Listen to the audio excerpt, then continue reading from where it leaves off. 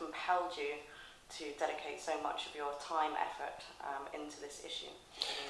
Well, I got here in '88. I started practicing January 7th, '88. And it was obvious from the beginning that we were at critical levels in terms of road traffic crashes, and I had a front row seat as an orthopedic surgeon.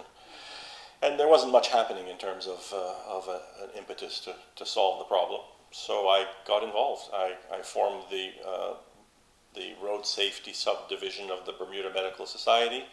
And the very first thing we did successfully is lobby the government to pass the 1997 Road Traffic Amendment Act, which gave permission to police to demand blood, urine, or other body fluids when they suspected someone in the emergency room was under the influence. And that was our first accomplishment. And then I became the medical representative on the Road Safety Council. Did that for quite a few years, then became the deputy chair, and then for 5 years the chair. So I spent a lot of time on the Road Safety Council. Absolutely. One of the major issues in Bermuda is impaired driving. 75% of road fatalities involve alcohol and drugs here, as you will probably know. One of the things that the Road Safety Council, Bermuda Police Service, CARDA, our campaign, Piece of the Rock, have been pushing for is roadside sobriety. It's been in the pipeline for years, decades. How far, and we look like the current government is on the verge of passing this, which is hopefully a good thing.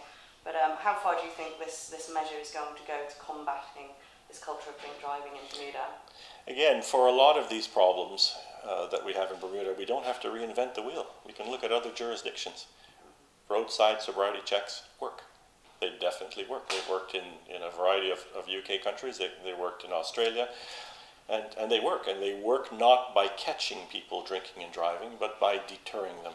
So you tell them, or you convince your population, that tonight there is a significant risk that if you drink and drive, you will be caught. And amazingly enough, people alter their behavior. I come from Canada, and in Canada, people wouldn't think of drinking and driving because they know that the consequences are extremely severe, and they know the probability of getting caught is very high. People don't drink less. They just don't drink and drive. Now, unfortunately, that beautiful law that we lobbied for and got in 1997, how long is that? That's a long time ago. Has never been enforced. It's never been enforced for purely bureaucratic and red tape reasons. Basically, just like when the police need to analyze a crash scene, they have a designated police photographer and a crash scene analyst. They need a phlebotomist. They need someone who is an arm of the law, approved to draw blood from a patient, and none of the people in the emergency room can do that. Our code of ethics universally makes us an advocate of the patient, not an instrument of the law. So we do draw blood for alcohol in nearly all patients, but it cannot be used as forensic evidence. So the police need to find a way to have a phlebotomist that is their designated phlebotomist.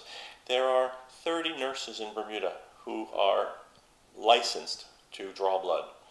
And you can employ those nurses, and they become an arm of police, and you could have them draw up the blood. All of the law is complete, including a consent from the patient, just like a breathalyzer. A patient needs to consent, and if the patient refuses, he's guilty of a refusal. That's all in place, and it's just never been implemented like a number of our laws. Moving on to speed cameras, that's another major issue, and something that there's a large consensus on within the working groups on this. Again, in your position as a surgeon, I imagine with the speeding injuries are quite severe, just by the nature of the incidents that are happening.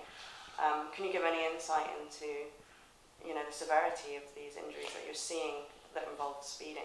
So basically, the way we think about it in our business, in the business of road safety, is the case fatality rate. The case fatality rate is the percentage of patients who die from their injuries. Goes up to the 4th power of the increase in speed. I've said that before in articles. So basically, the faster you go, the greater the inertia, the greater the energy of impact, and the greater the chance of you dying from that. And tiny increments in speed result in major increases in case fatality rate. So speed really does matter. And in Bermuda, we can't improve the engineering of our roads very much. 95% of the lands that border our roads are private lands. So we can't have runoff zones and separation barriers. It's just impossible physically. So the effect of a crash at speed is serious. You're likely to hit an oncoming vehicle, a telephone pole, a wall, something like that.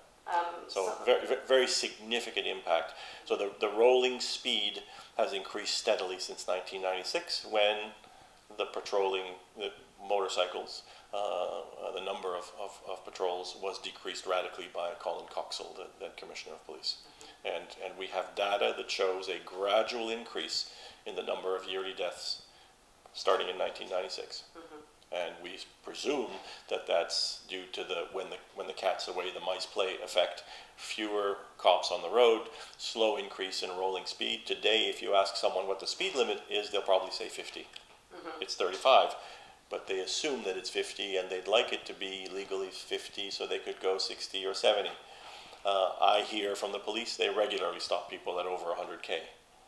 Yeah, it's amazing in this tiny island. Did you mention the Tumin report there? Yeah, the Tumin report was... And it resulted in fewer... So the Tumin report was the impetus for change in a lot of aspects of law enforcement and the prison system. And one of the things that Judge Tumin touched on was the over-aggressive policing on the roads, primarily affecting young black males who ended up in jail for what was a string of non-criminal traffic offenses. These young black males were getting criminalized in jail, and he convinced Colin Coxell and others that we should ease back on that, and nearly everybody agreed with that. But did they ease back on it? They really did. And so we went from a police state. I remember when I came here in '77, you would get caught speeding at 42K. But there were still high levels of Absolutely. death and injury back then. So. Oh yes, there were. I mean, there were, but they were going down steadily. From 1976, when helmets were introduced, to 1996, there was a slow but steady decrease in the number of yearly crashes. I can show you the data. Things were getting better and better, and then all of a sudden, removing the cops from their road patrols, and things have gotten worse ever since.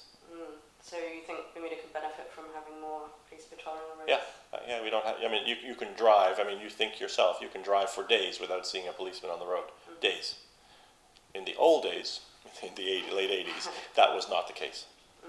The 35K limit here is something people almost laugh at, you know, it's unrealistic.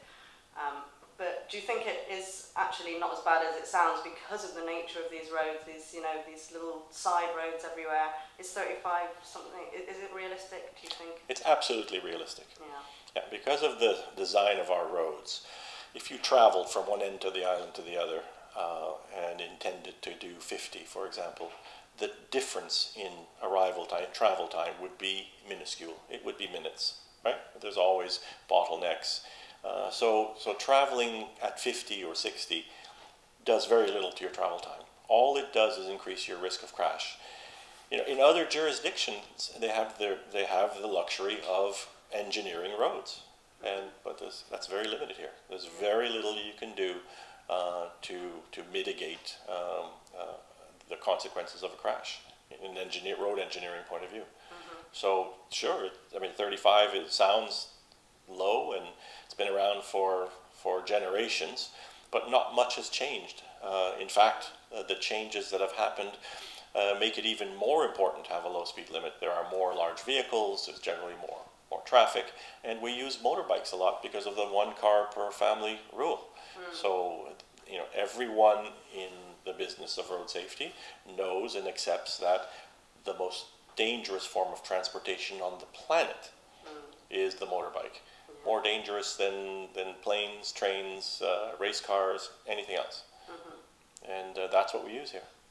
So you combine all those things, and that's why we end up topping the number of road fatalities per 100,000 when we compare ourselves to OECD countries. Not a fair comparison, but maybe a fairer comparison to Pan-American countries. Yeah.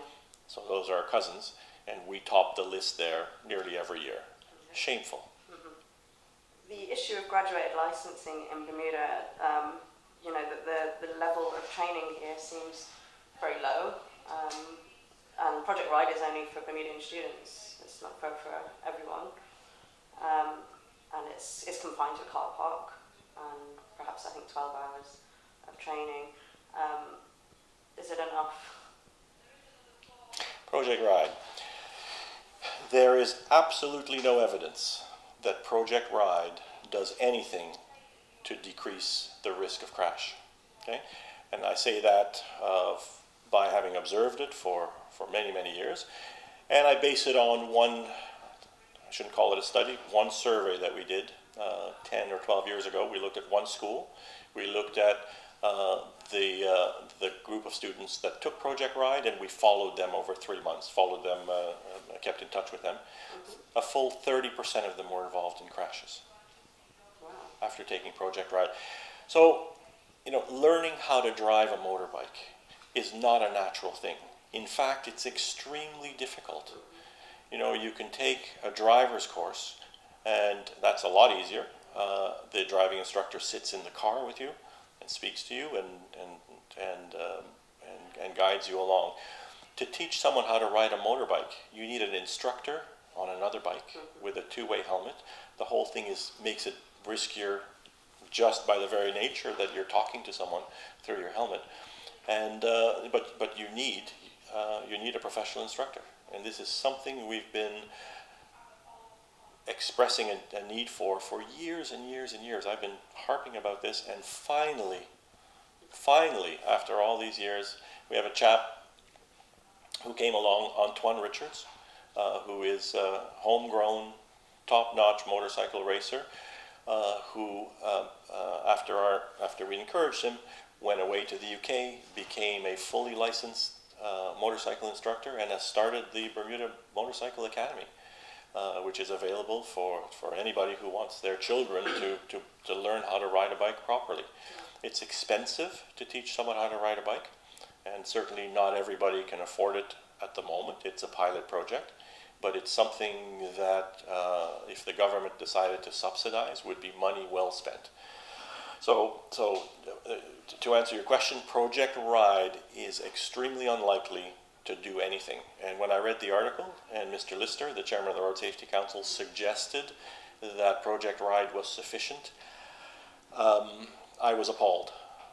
It is a parking lot course taught by well-meaning teachers, which is unlikely to have any effect on the crash rate. You mentioned the on-road training being a sort of critical element there. Absolutely.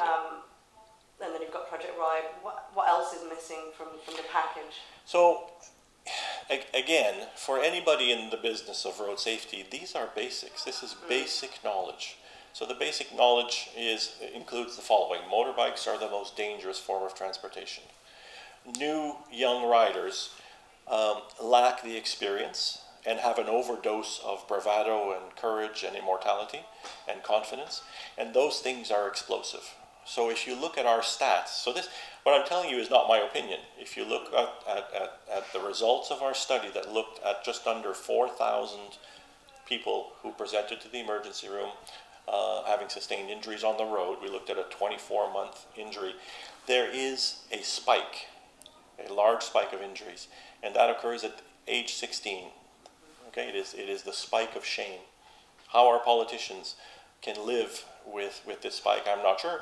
I suspect many of them don't even know about it. So at 16 years old, we put our children on a bike with no training, because I don't consider Project Ride training, and they get hurt at a higher rate than any other age group. And many of those injuries leave permanent disabilities. Head injuries, major long bone fractures. It's criminal to be doing this.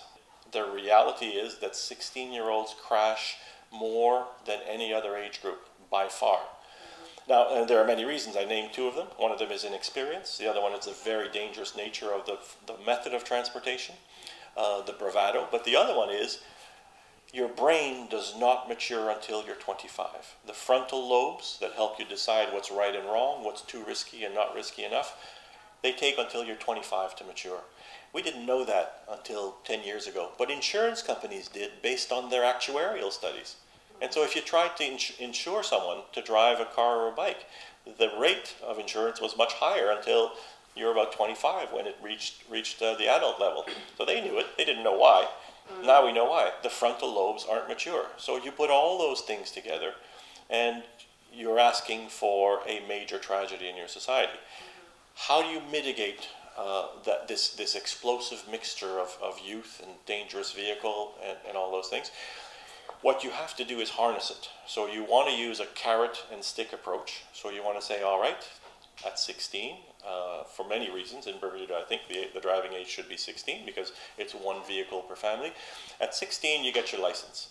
But to get your license, you need to take an internationally approved motorcycle riding course, or else you don't get in there. It has to be mandatory. And I'm not talking about Project Ride. I'm talking about the Bermuda Motorcycle Academy level of course, internationally recognized, that is known to actually decrease your crash risk. So once you get your license, the license you get is a graduated license. So a license that acknowledges that you do not yet have all the skills that an adult has, and that we need to mitigate all those risks by limiting the number of things you can do on a bike. We finally convinced Bermuda to produce some kind of graduated license system. It's called the youth license. But what did Bermuda do?